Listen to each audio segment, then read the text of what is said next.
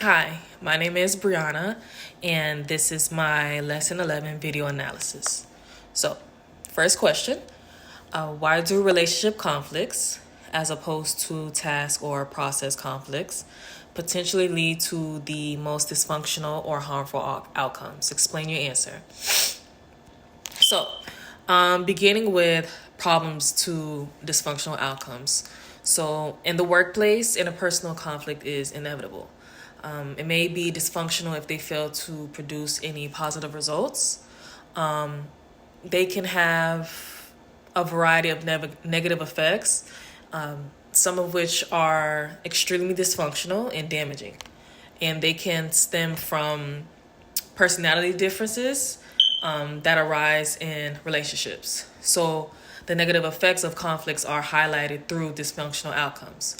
Because people differ from one another so much, managing human behavior can be difficult. And because people are typically unable to recognize others' differences, relationship conflicts is typically ineffective. So, relationship conflict, for example, generally has a negative effect. It has a negative effect on job performance, since it can lead to an increased hostility among team members. It can reduce collaboration, and it could be a distraction from the job at hand. So it should end, since it nearly never produces any positive team outcomes. So this kind of conflict focuses on things like disagreements resulting in interpersonal conflicts within a team. For instance, take into account a team where one of the members has a history of openly criticizing others people's opinions.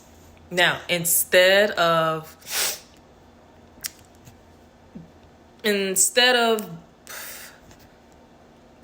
helping or concentrating on different concepts themselves, they would rather dismiss their peers' ideas and suggestions out of hand without giving them the respect that they deserve. So this person will almost certainly disagree with everyone they interact with. So there are some solutions to dysfunctional outcomes. So things like stress, being burnt out, discontentment, less communication between people and groups, an atmosphere of misunderstanding and trust, decreased job performance, an increased resistance to change, and a decreased commitment and loyalty are some examples of dysfunctional results. So, in order to prevent this, a conflict strategy that aims to produce positive outcomes should be used. This strategy needs to take into account a variety of viewpoints and deal with different problems and uphold good relationships. So, with conflict management techniques, you can successfully navigate conflicts of tensions. Also, things like competition, collaboration, compromise, accommodation, and avoidance are a few conflict management techniques. So, a high performing team leader usually can pinpoint the root of the issue and employ the right conflict resolution technique to encourage an amicable resolution for all parties. So, number 2 of the 5 conflict management strategies, which do you believe are most likely to occur in a conflict between two unequal parties? For example, a manager and employee, a board of directors and its CEO, or a large company and a small supplier. Which do you believe are most likely to occur in a conflict between two equal parties, similarly sized companies, team members, or department heads? Explain your reasoning. So, conflict management. So conflict in the workplace, it leads to visible tension, and it typically results in subpar professional results. Conflict is frequently perceived as being unproductive, unpleasant, and sometimes a waste of time and energy in some businesses. Therefore, it is not always seen positively or a chance for progress. Now, contrary to popular belief, conflict, it actually gives workers valuable insight on how things are going. So, even things like personality disputes, when seen in a positive light, may tell management about what is not operating effectively in the company. And conflict that is not managed properly can have a negative effect on the workplace, hindering the development of departments, and it can potentially lower the employees' morale or the company's morale. So, conflict management strategies between two unequal parties. So, again, the 5 main strategies people employ would be avoidance, competitiveness, accommodation, compromise, and collaboration when faced with conflict. So, the tactic that, in my opinion, stands the best chance of succeeding in a dispute between two unequal parties would have to be accommodation. So, when one of the disputing parties simply submits to the demands of the other, accommodation has taken place. It's common in the workplace to use this conflict resolution technique, but it's not always successful. It involves a weaker party caving in to the demands of the stronger party or higher authority. And that usually happens when one side has more influence over the other. So whether the disagreement is between a manager and employee, board of directors and a CEO, or a big business and a small supplier, it is critical to handle these concerns in a professional manner. Now, going into conflict management strategies between two equal parties, the method that I think is most likely to be used between two equal parties would have to be collaboration out of the 5 conflict management techniques. So, again, conflict can be managed through collaboration when both parties work together and develop a solution that meets their needs. As a result, it benefits both parties without requiring them to give up something significant to them individually. Also, it helps the company accomplish its goals. Compromise it's yet another tactic that businesses, groups of people, or department heads might employ. So in order to reach a compromise, all parties must consider the aims of the other party as well as their own. Excuse me. The outcome is basically the willingness to make sacrifices and a give and take exchange. So with the help of all parties involved, a fair conclusion is reached using this tactic. And to keep the morale of the company high, all managers should grow comfortable with each of these strategies when faced with conflict. So, number 3, consider a time that you managed conflict through avoidance. What did you actually avoid by putting off and waiting to deal with the conflict? Did avoidance make the conflict situation better? Why or why not? What types of conflict situations are best addressed through avoidance? Explain your answer.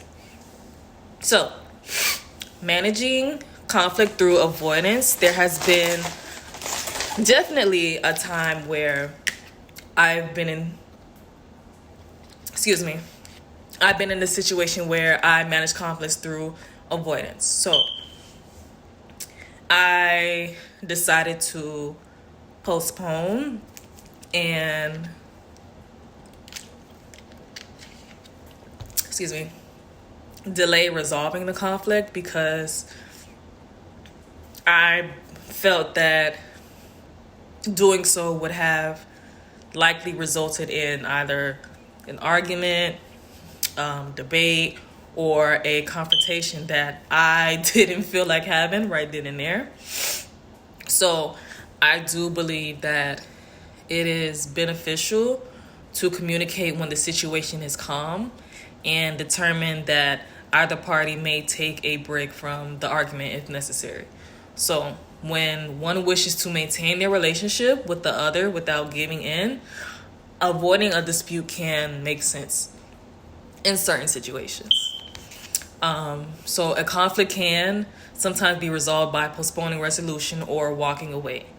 And because it's about resolving a dispute on your terms, not about giving up or caving in. So I believe that the key is to leave the situation before it turns into a situation where it's just irrational views when you disagree with someone and realize that you're in a unwinnable position. So I have been in circumstances when avoiding conflict improved the problem, since it gave both parties time to cool off, reflect on our actions, and return to the conflict when we were both calm, and as opposed to discussing it right away while both parties are upset or there's too much tension. So some examples of avoidance conflict situations. So there are many conflict situations that are best resolved by avoiding them. So an example would be an individual making a decision about taking a job that holds a financial gain and status, but it contains a significant amount of pressure. It's a lot of working hours. There might be a little anxiety. So you have to think, making a lot of money would be great, but one would need to decide if the stress that accompanies it would be worth it. So, number 4, discuss the integrative bargaining strategies used in the case negotiation discussed in the previous section. Which of the 4 strategies separate the people from the problem, focus on interests, not positions, generate a variety of possibilities, insist on some fair standard were used? So, integrating bargaining strategies. So, distributive bargaining, integrative bargaining, attitudinal bargaining, and intra-organizational bargaining are the 4 negotiation techniques required to settle a business dispute. Going into integrative bargaining, also known as win-win bargaining, is a negotiation tactic where both parties work together to resolve their conflict in a way that benefits the both of them. So integrated solutions are typically more satisfying for everyone participating in the negotiation, since they partially address the true demands and concerns of both parties. So due to this collaborative nature of the process, all parties ultimately benefit from one another. Hence, there won't be any resentment left over when the discussion is over.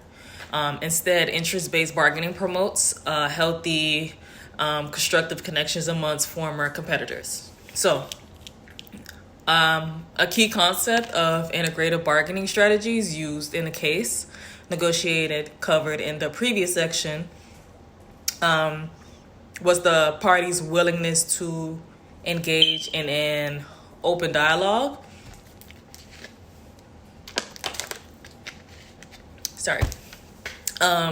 Basically willing to engage in an open dialogue about any issues that may have bothered them, and to basically look out for one another's interests. So another tactic is to foster a collaborative environment which start with identifying all relevant issues by taking into account the wants and needs of the other party. So, as a result, these tactics concentrate on creating agreements that are beneficial to both parties based on their respective interests.